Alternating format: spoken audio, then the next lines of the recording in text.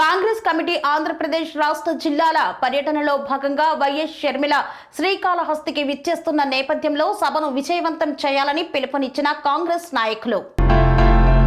శ్రీకాళహస్తిలో Congress committee Andhra Pradesh రాష్ట్ర జిల్లాల పర్యటనలో భాగంగా తిరుపతి జిల్లా పర్యటన నిమిత్తం శ్రీకాళహస్తి నియోజకవర్గం నందు జూన్ 13వ తేదీ శుక్రవారం నాడు స్థానిక ఆర్జీఆర్ కళ్యాణ మండపం నందు జరుగు జిల్లా స్థాయి సమావేశానికి ముఖ్య అతిథిగా వైఎస్ షర్మిలారెడ్డి విచ్చేసి పార్టీని సంస్థాగతంగా అభివృద్ధి చేయుటకై మరియు పార్టీ శ్రేణులకు దిశానిర్దేశం చేయడం జరుగుతుందన్నారు. కావున కాంగ్రెస్ పార్టీ కార్యకర్తలు, నాయకులు, కాంగ్రెస్ పార్టీ సానుభూతి పరులు మరియు ప్రింట్ అండ్ ఎలక్ట్రానిక్ పాత్రికేయులు అందరూ విచ్చేసి కార్యక్రమం జయప్రదం చేయవలసిందిగా జిల్లా కమిటీ ద్వారా కోరుకుంటున్నామన్నారు. ఈ కార్యక్రమంలో డీసీసీ అధ్యక్షులు బాలగురువం బాబు, శ్రీకాళహస్తి నియోజకవర్గం సమన్వయకర్త తలాప దామోదరం రెడ్డి, పీసీసీ ఉపాధ్యక్షులు దొడ్డారెడ్డి రాంభూపాల్ రెడ్డి తదితరులు పాల్గొన్నారు. మరి ఇది ఎంతో సుపరిణామం. మరి జిల్లా ఇన్ఛార్జిగా రేపు జిల్లాలో ఉన్నటువంటి 7 నియోజకవర్గాల నుంచి ఉన్నటువంటి అన్ని మండలాల అధ్యక్షులు, కమిటీలు అందరూ కూడా హాజరై, ఇది ఓన్లీ కార్యకర్తలు నాయకుల మీటింగే, అది పబ్లిక్ మీటింగ్ కాదు. కనుక ఎవరైతే నాయకులు ఉన్నారో వాళ్ళనే రమ్మని చెప్పేసి మేము ఇన్విటేషన్ పంపించడం జరిగింది.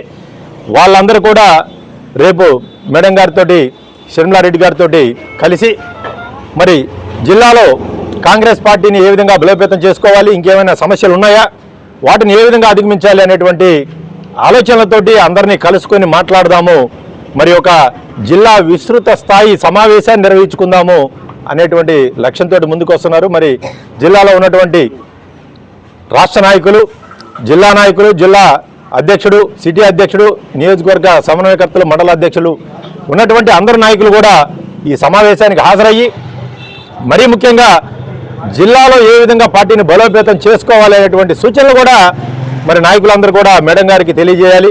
ఏమైనా సమస్యలు ఉన్నా కూడా అంతర్గతంగా కూడా అందరితో కూడా మేడం గారు మాట్లాడతారు. మరి అందరూ పాల్గొని ఈ సమావేశాన్ని దిగ్విజయం చేయాలని చెప్పేసి పత్రికా ముఖంగా, మీడియా మిత్రుల అందరి సముఖంగా కూడా నేను విజ్ఞప్తి చేస్తున్నా. మరి ముఖ్యంగా ఈరోజు దేశ రాజకీయాలు, రాష్ట్ర రాజకీయాలు చూస్తే రాష్ట్రంలో ఒక రెడ్ బుక్ రాజ్యాంగం నడుస్తూ ఉంది. పరిపాలన అనేది చేయాలి, ప్రభుత్వ పరం ప్రజలు మనకి ఇచ్చినటువంటి ఒక సువర్ణ అవకాశాన్ని వినియోగించుకోవాలనేటువంటి లక్ష్యంతో ముందుకు పోకుండా అధికార పార్టీ, తెలుగుదేశం, జనసేన, బీజేపీ వీళ్ళందరూ కూడా ఒక రెడ్ బుక్ రాజ్యాంగాన్ని దాన్ని రాష్ట్రంలో నడుపుతూ ఉన్నారు. మరి రాష్ట్రాల్లో ఏదైతే అధికారంలోకి వచ్చేటప్పుడు ఈ ఉమ్మడి 3 పార్టీల నాయకులు చెప్పారో అది కూడా ఏ ఒక్క పథకం కూడా ఈరోజు ఇచ్చినటువంటి పరిస్థితి లేదు. రాష్ట్రంలో ఎంతో దౌర్భాగ్యమైనటువంటి పరిస్థితులు, ఎస్సీ, ఎస్టీ, బీసీ, మైనారిటీలు, ఆడపిల్లల మీద అఘాయిత్యాలు జరుగుతున్నా కూడా వారికి రక్షణ లేదు. అటువంటి వాటి మీద దృష్టి పెట్టకుండా మరి ఇస్తామన్నటువంటి మేనిఫెస్టో, ఇస్తామన్నటువంటి హామీలు అమలు కూడా చేయకుండా మరి వ్యక్తిగత కక్షలతోటి ముందుకెళ్తున్నటువంటి పరిస్థితి. మరి ఇంకో పక్క జగన్మోహన్ రెడ్డి గారు, జగన్మోహన్ రెడ్డి గారి పరిస్థితి చూస్తూ ఉంటే అటు నవ్వాలో ఏడవాలో అర్థం కానటువంటి పరిస్థితి. ఎందుకంటే ఆయన బీజేపీ తోటి కుమ్మక్కై కేంద్రంలో ఉన్నాడు. మరి ఇక్కడ 3 పార్టీలు అధికారంలో ఉంటే ప్రతిపక్ష పాత్ర పోషించాల్సినటువంటి జగన్మోహన్ రెడ్డి గారు మరి పక్కన పడేసి అసెంబ్లీకి పోకుండా రాష్ట్ర ప్రజల్ని మరి ప్రశ్నించాల్సినటువంటి పార్టీ, ప్రతిపక్ష పార్టీ ప్రశ్నించకుండా ఆయన సొంత కుటుంబ నేపథ్యం, ఆస్తులు కాపాడుకోవడం, కేసుల నుంచి రక్షణ కల్పించుకోవడం కోసం అని చెప్పేసి ఎంపీలని రిజైన్ చేయమంటే బీజేపీ రిజైన్ చేయమంటే ఎంపీలని రిజైన్ చేస్తున్నారు రాజ్యసభ సభ్యులు, అలాగే ఎమ్మెల్సీలు రిజైన్ చేస్తున్నారు, వాళ్ళు పోయి మళ్ళీ బీజేపీలో చేరుతున్నారు. అంటే ఒకసారి మీడియా ముఖంగా నేను ప్రజలను కూడా ఆలోచించమని చెప్పి నేను కోరుతా ఉన్నాను.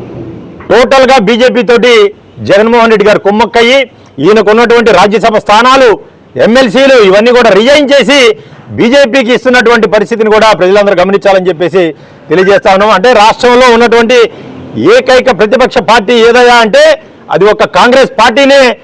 మల్లికార్జున ఖర్గే గారి నాయకత్వంలో, రాహుల్ గాంధీ గారు, సోనియా గాంధీ గారు, ప్రియాంక గాంధీ గారి నాయకత్వంలో, మరి షర్మిలారెడ్డి గారి నాయకత్వంలో రాష్ట్రంలో కాంగ్రెస్ పార్టీ ఒక్కటే ప్రతిపక్ష పార్టీ అని చెప్పేసి మేము ప్రజలందరూ కూడా తెలియజేస్తా ఉన్నాము.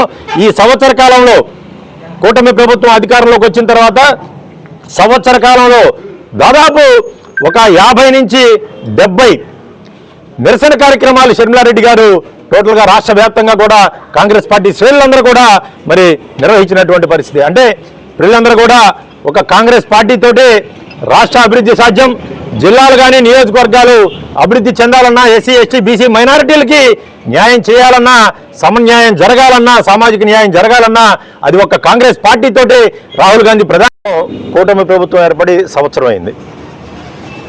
జనరల్గా అంటే ఒక సంవత్సరం అనేది ఒక సంవత్సర కాలం ఇచ్చి వేచి చూద్దాం అనేటువంటి ధోరణి ప్రతిపక్ష పార్టీలుగా కొంత వెసులుబాటు అనేది కల్పిద్దాం, కొత్తగా వచ్చారు. మరి పోయిన 5 సంవత్సరాల్లో చేసినటువంటి ప్రభుత్వం చేసినటువంటి అవినీతి కానీ అభివృద్ధి చేయకపోవడం కానీ మరి ఎక్కడ పెండింగ్ ఉన్నాయా ఇవన్నీ కూడా చూసుకోవడానికి కొంత టైం పడుతుందని చెప్పేసి ప్రతిపక్ష పార్టీలు కూడా కొంత సమయాన్ని తీసుకుంటాయి, వాళ్ళ మీద ప్రెజర్ పెట్టకుండా. ఇప్పుడు ఆ టైం కూడా అయిపోయింది. దానికంటే ముందలే మరి షర్మిలారెడ్డి గారి నాయకత్వంలో చాలా పిలుపులు ఇచ్చాం మేము. అలాగే ఇక్కడ కాళహస్తిలో కూడా జరిగినాయి, తిరుపతిలో నేను స్వయంగా 3 నేను జిల్లా ప్రోగ్రామ్స్ స్టేట్ కాళ్ళు ఇచ్చినప్పుడు కూడా వాటిలో నేను పాల్గొనడం జరిగింది. పబ్లిక్గానే మేము నిరసన కార్యక్రమాలని ఒకవేళ అఫీషియల్గా కలిపి ఎవరికన్నా సరే లెటర్ రిప్రజెంటేషన్ ఇవ్వాలంటే ఆ రిప్రజెంటేషన్ ఇచ్చే కార్యక్రమాలు అఫీషియల్గా జరుగుతూ ఉన్నాయి. అంటే కలెక్టర్కి ఇవ్వాలి రిప్రజెంటేషన్, అవి పోయి కలెక్టర్ కార్యాలయాల్లో జరుగుతూ ఉన్నాయి. లేదు ఒక ఆర్డీఓకి ఇవ్వాలి, ఒక ఎంఆర్ఓకి రిప్రజెంటేషన్ ఇవ్వాలి, అవి ఎంఆర్ఓ ఆఫీసులు జరుగుతాయి.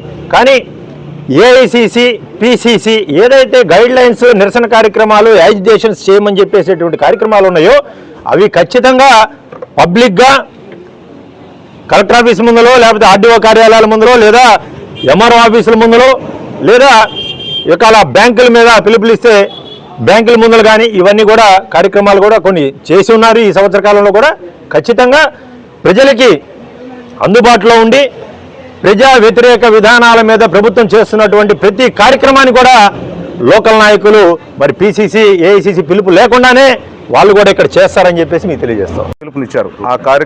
ఆ కార్యక్రమం మేరకు ఈ కార్యక్రమం ఏర్పాటు చేయడం జరిగింది. రేపు 2:30కు మన బసవేపాలెం దగ్గర కొత్త హైవే నుంచి దిగి కాసా గార్డెన్, ఆ నుంచి మళ్ళా బహదూర్పేట, నల్గంగమ్మ గుడి, Bahadurpet, Kothapeta, fire station, bus stand దగ్గర అంబేద్కర్ సర్కిల్ నుంచి వైఎస్ రాజశేఖర్ సర్కిల్, పెళ్లి మండపం, బేరువారి మండపం, గాలిగోపురం, సూపర్ బజారు, అగ్రహారం టర్నింగ్, పొన్నాలం గుడి, రైల్వే స్టేషన్ మీదుగా ఆర్జీఆర్ కళ్యాణ మండపం టీఎంబీ కంట్రీ దగ్గర మధ్యాహ్నం 3 గంటల సమావేశం ఏర్పాటు చేయడం జరుగుతుంది. దీనికి అందరూ కాంగ్రెస్ పార్టీ నాయకులు, కాంగ్రెస్ పార్టీ కార్యకర్తలు. సెరెనిటీ మోడల్ హై స్కూల్ విద్యార్థులకు అమ్మఒడి, సామాన్యులకు అందుబాటులో ఉన్న బడి సెరెనిటీ. మేడ్చల్ జిల్లాలో మేటిగా నిలిచి సాటిలేని ఫలితాలను సాధిస్తున్న #1 స్కూల్ సెరెనిటీ. మా ప్రత్యేకతలు ప్రతి విద్యార్థి పట్ల వ్యక్తిగత శ్రద్ధ, activity based learning and digital classrooms, computer lab, 100% ఫలితాలు, sports and cultural activities, yoga, abacus మరియు Vedic maths education. Please visit Serenity Model High School, Nagaram. Admissions are in progress. Call 040-271-46899 and 040-271-48699.